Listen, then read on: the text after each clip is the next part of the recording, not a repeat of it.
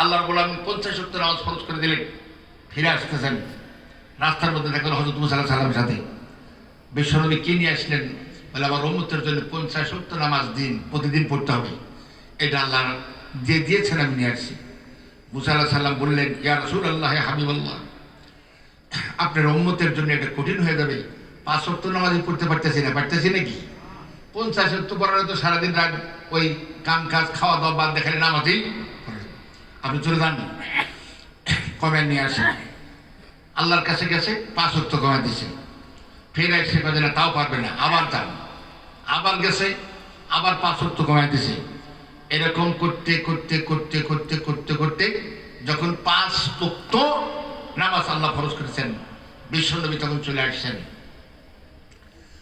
মুসা আলাইহিস সালামের কাছে বললেন, এই 5 ওয়াক্ত নামাজও তো তোমার উম্মত পাবে না, একটু আর কমা যায় না? আল্লাহ নবী বললেন, আর আমি দ্বিতীয়